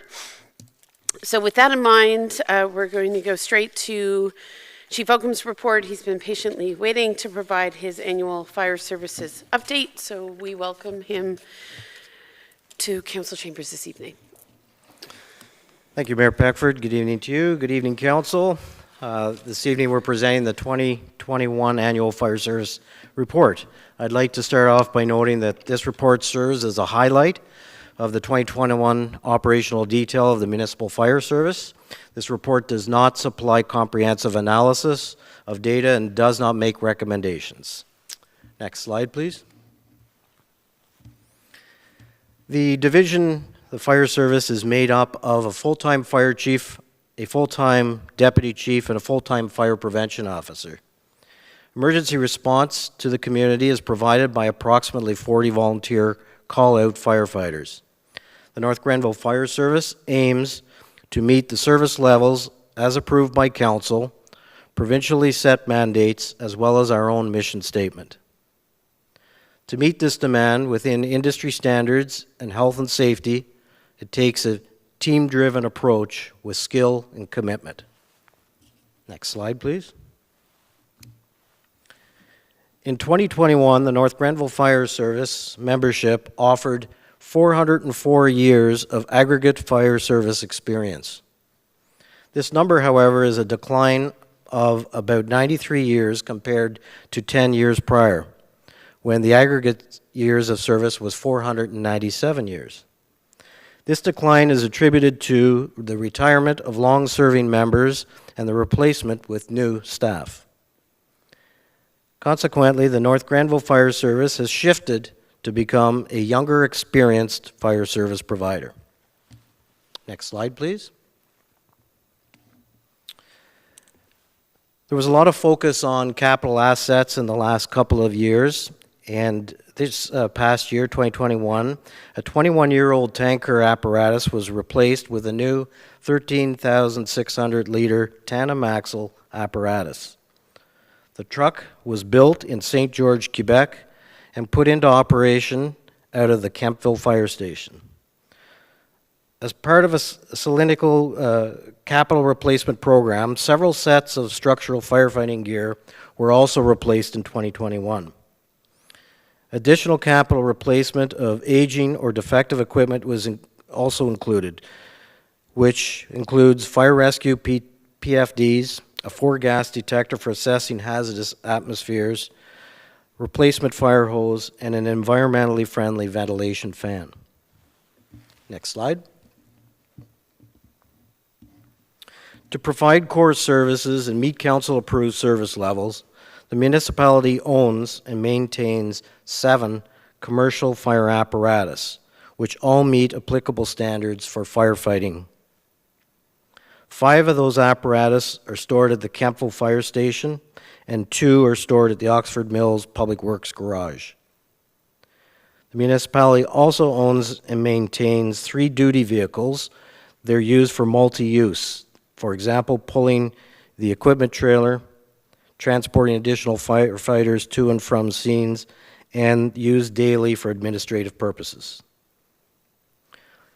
Large fire apparatus are generally kept in service between 15 and 20 years. It is crucial that a maintenance and service plan are implemented to maintain these apparatus for emergency responses. The apparatus are also subject to annual inspections and testing in order to maintain their certification and compliance with the standards. All our commercial apparatus operate on diesel fuel, and they respond to various calls for assistance and are generally used during weekly training. In addition, these apparatus are used, the tankers, for example, shuttle water from a water source to a fire location. Pumper trucks travel to a fire location, and the truck drives the onboard pump for the duration of the fire. And the ladder truck also travels to fire location while the truck drives hydraulics as well as an onboard pump. These apparatus also participate in various community events, and firefighters conduct driver training as part of their essential use. Next slide, please. Volunteer firefighters are trained to a national standard, the same training that career firefighters receive. To maintain their skill and awareness of local risks, equipment, and procedures, training is coordinated weekly in North Grenville and occurs for approximately 2 hours during an evening. Firefighters are provided both theory and practical training. Online training has also been implemented in 2021 and was heavily utilized during COVID-19 when procedures were implemented to limit physical contact. Firefighters were able to complete assigned training modules from home on their own schedules. Approximately 3,000 hours have been logged and merited towards firefighter training in 2021.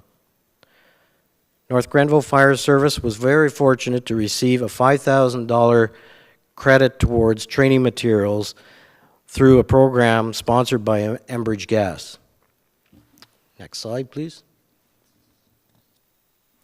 In Ontario, the fire service emphasizes what we call the 3 lines of defense. Public fire safety education is the first line of defense, with the second line being fire safety standards, and the final line of defense is to respond to a fire should it occur. Each municipality has its own set of needs and circumstances, and is why council is required to set the level of service for that particular municipality. Next slide. Educating the public about fire risk and being fire safe is a priority. The goal is to increase public awareness and knowledge of the fire risks so that families can instill fire and life safety into their everyday lives. Knowing the threats and preventing them from occurring should be our #1 priority. A fire prevention officer is tasked with the duty to complete risk assessments and implement public education in the community as a means to mitigate risk of fire. Next slide. Fire Prevention Week is an annual program which is led by the National Fire Protection Association, NFPA, and is promoted by local fire departments across North America. In 2021, the North Grenville Fire Service partnered with the Technical Standards and Safety Authority, the TSSA, to promote Carbon Monoxide Week in North Grenville. The TSSA funded the circulation of carbon monoxide print material to residents throughout North Grenville. The North Grenville Fire Service also promotes Emergency Preparedness Week. Although EP Week is not necessarily fire safety related, the intent is to encourage residents to be prepared for all emergencies. Next slide. As the second line of defense, fire safety standards is also critical part of our community. Legislation requires a municipality to enforce fire safety codes by conducting inspections and enforcing compliance. All buildings are constructed in accordance with the Ontario Building Code. An owner is responsible to ensure that the building is used in accordance with its approved use and ensure the building and its fire safety systems are maintained. An owner who fails to maintain a building in accordance with the codes or uses a building for a purpose other than what was approved may be issued an inspection order to come into compliance within a set period of time. Failure to comply with provincial codes may result in charges being laid against the owner. Next slide. Emergency response is the third line of defense. In addition to providing public education and enforcing fire safety standards, a municipality shall provide emergency response based on its particular needs and circumstances. The level of service provided is approved by a municipal council. North Grenville provides a volunteer emergency service. The department was called to nearly 300 calls in 2021. This is actually down from previous years. About 20% of the calls were fire-related or pre-fire incidents. However, 4% of the calls were actual fire causes where there were recordable dollar losses. Compared to the previous year, fire losses were down almost 25% in 2021. Next slide, please. Every fire department is required to conduct origin and cause fire investigation following a fire incident. The fire investigator also compiles an estimate of fire damage in dollars, and this detail is reported to the Office of the Fire Marshal by means of a standard incident report. The estimated losses in 2021 were below the estimated losses for the previous 3 reported years.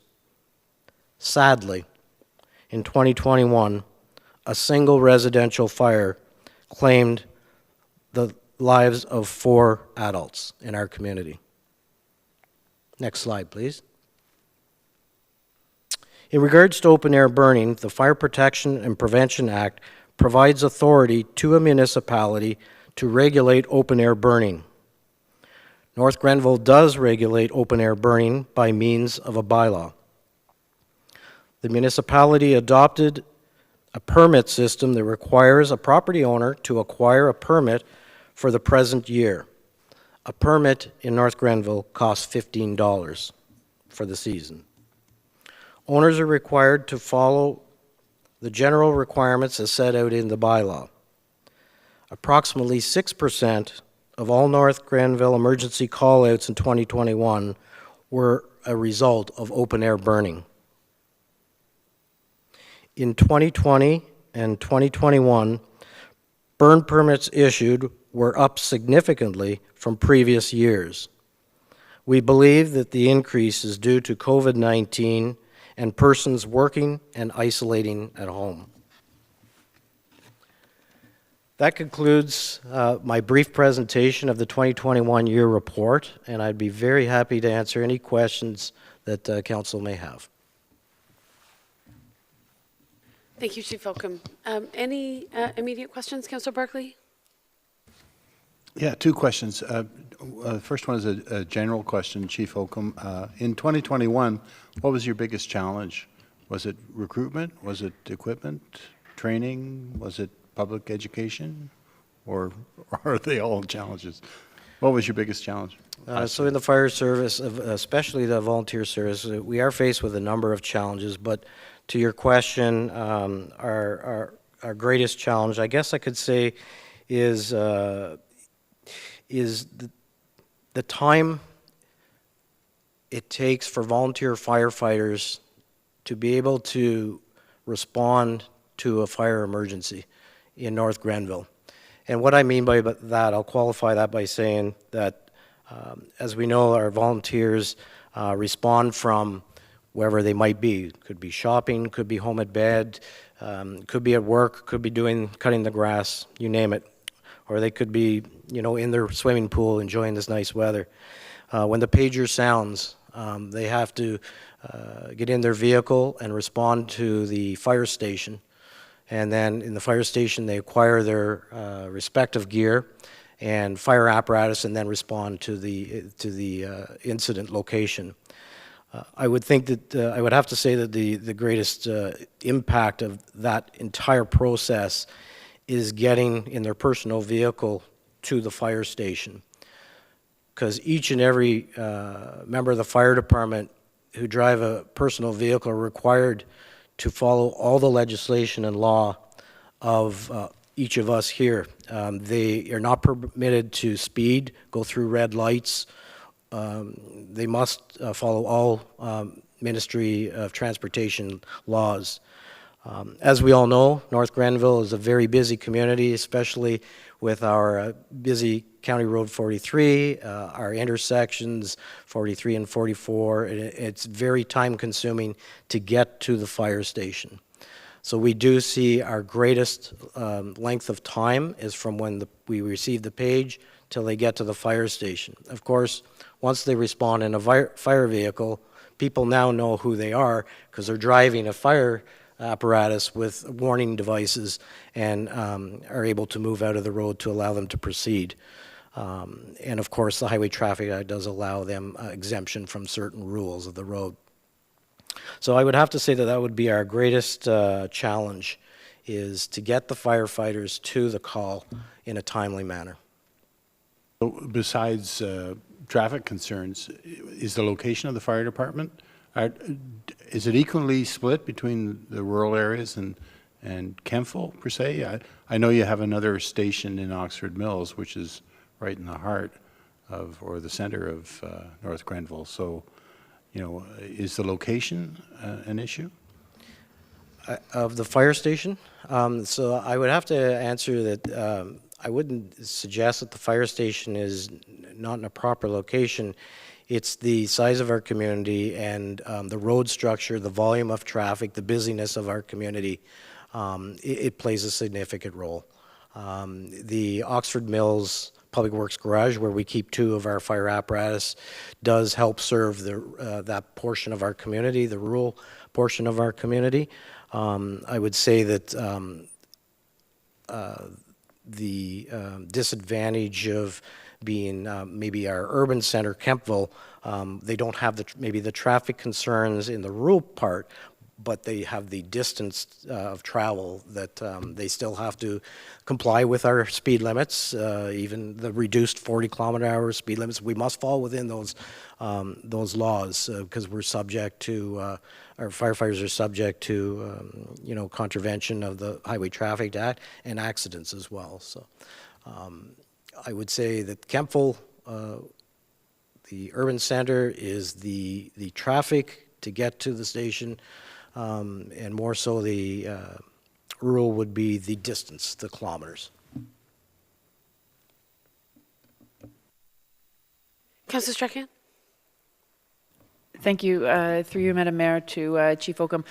So I guess more so in response, then I do have another question to follow up with regarding the following the traffic laws and so on. I see at least a couple of times a year where there's a big sort of blip, at least on social media, asking about green lights. What are the flashing green lights? What do they have to do? And so on. So I think continued effort on that part, I think, goes a long way, because people start to learn our community is changing. There are lots of people coming from cities where they would never have seen a flashing green light on a vehicle and not understanding, you know, what that actually means and who's behind the wheel and what they're responding to or anything like that. So I think it's effective. I mean, it just takes a long time for a lot of people to understand that. And perhaps there are people who have lived here for a long time who don't know that either. So certainly that's, I think that's part of it. And I know during the emergency preparedness week, that's, you know, one of the points that comes up.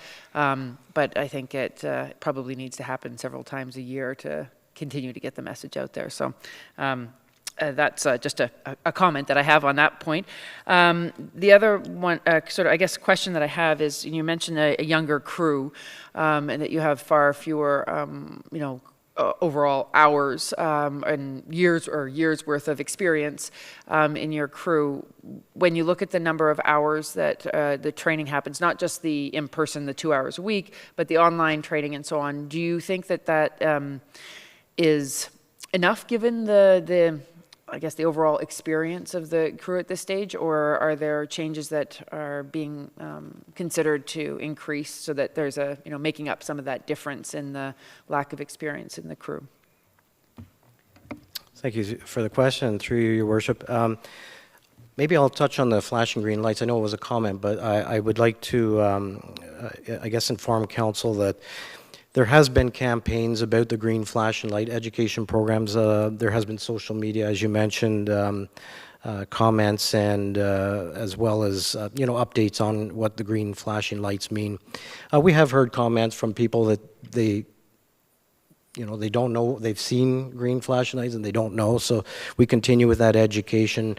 North Grenville did a few years ago install signage. It was basically the perimeter of our, so when you come into our community, they are on our no burns signs, so they're below it. So we invested in those signs there as well. What I can also inform council is that recently our United Counties of Leeds and Grenville Chiefs Association has rebranded, and we're taking a stronger unified role in some specific fire safety issues within our counties. So we're working more jointly together. And one of the projects that the association is currently working on is the green lights.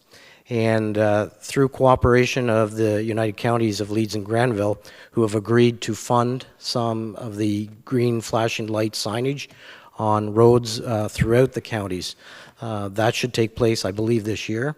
North Grenville has opted in, and we recommended numerous locations on county roads within North Grenville. So you will see an increase of those. They're the smaller signage, roadside signs. So we're doing some increased education there. To respond to the training component question, and I'll just clarify, when I mentioned younger experienced, I want to make sure that it's understood that I'm not referring to individuals' ages. I'm referring to it's younger experience, so it's a less experienced group. And I didn't like using the word less experienced because it would form a negative. But I just want to clarify, the younger experience is where we have newer people with less experience than historically. And regarding the training, the provincial government has just passed legislation for this year, which is now standardizing firefighter training across Canada. In Ontario, which meets a lot of fire services across Canada, which is a national standard, NFPA. And the fire training is the training, as I mentioned in my report, is the same training the career firefighters take. So the level of training to be a North Grenville Fire Service will be a certified NFPA training. So our weekly training is training to keep our skills current. And also stay current with North Grenville's needs, the buildings. We do pre-planning in buildings. The training that we do is also to stay current with our current equipment, fire apparatus or tools that we use, extrication equipment. So the weekly training, I don't I wouldn't say we would be increasing. We are finding that the time commitment for volunteers is quite hefty, and we don't believe that we would get much benefit out of increased training because we'll have a decrease in attendance.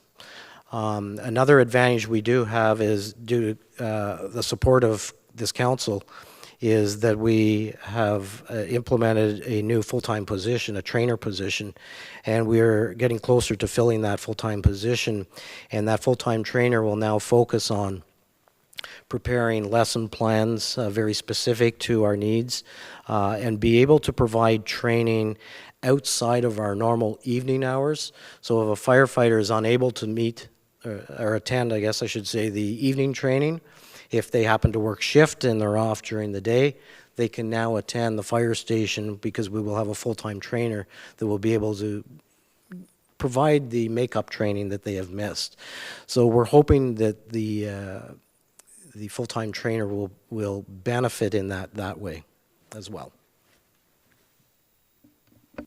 Thank you, Chief Oakham. It's obvious that, again, as a largely volunteer fire service, some of that training, right, and other, I think, team building is so crucial. As some of you, I think all of council knows, we're recognizing the role of Howard Wilson tomorrow, who certainly had a very long tenure with Kemptville's fire service, and in recollecting with some of his family around the role he played and the Kemptville Fire Service played in particular, I think we became more aware of how crucial some of those training and team building opportunities are to sustain any volunteer fire service.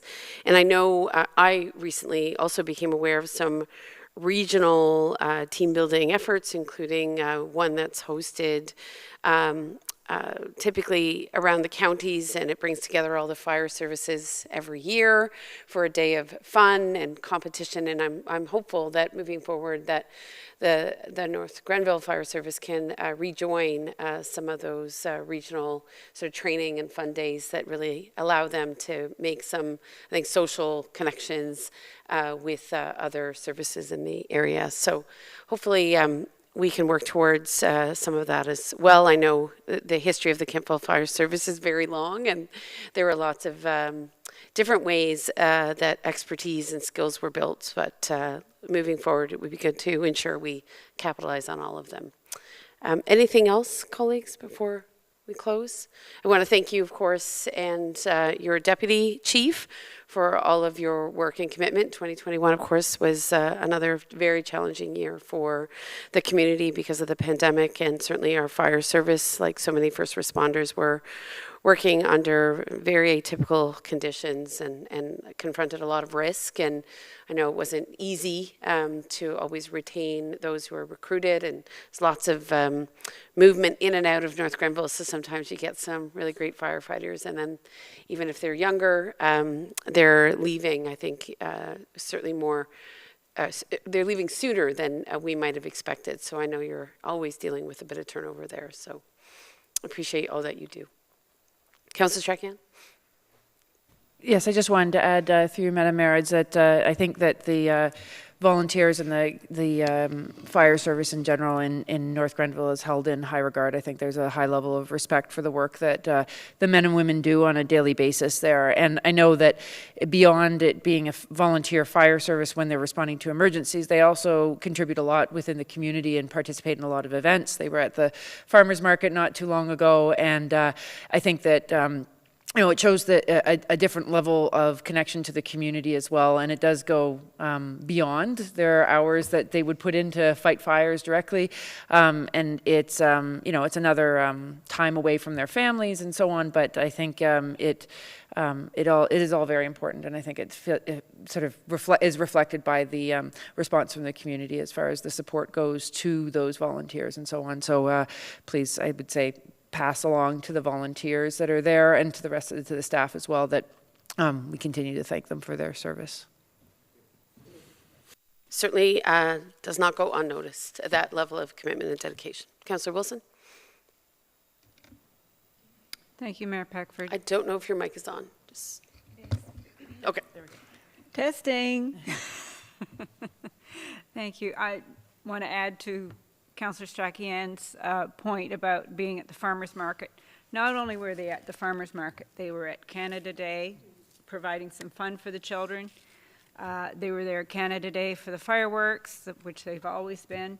They also participate in our parades and provide a lot of leadership there and have a lot of fun with them. Thank you.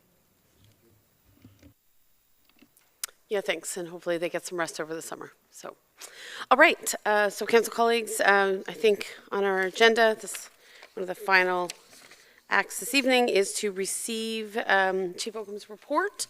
So I'll look for a mover and a seconder for that, please. Councillor Starkian, Councillor Wilson. Okay, we'll move and second that, and without further ado, I think I'll call the question. All in favor? Good, thank you. That passes, and with that, I think we're on to the final parts of our agenda this evening, and that would be notice of motions. We have no correspondence this evening, no other business, so any notice of motions? Thank you, Councillor Barclay.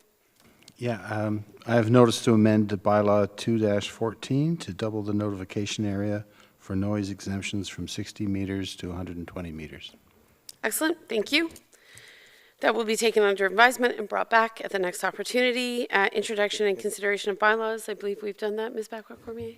Yes, Your Worship. Okay, thank you. Any questions you have received by email? No, I have not received anything, Your Worship. Okay, thank you. With that, we'll go to close the meeting. Confirmation bylaw, looking for a mover and a seconder. That bylaw 5922 to confirm the proceedings of council at its regular meeting held on July 11th be adopted and passed. Councillor Sullivan, Councillor Barclay, thank you. I'll call the question. All in favor? Good. And resolution to adjourn. Resolution to adjourn at 8:44, non-debatable motion. Thank God. I will look for Councillor Sullivan and Councillor Wilson are moving and seconding. I think it has warmed up in the building remarkably. So, well done. At least for the last few minutes, we're a little more tolerable. I'll call the question on adjournment. All in favor? Good. Thank you.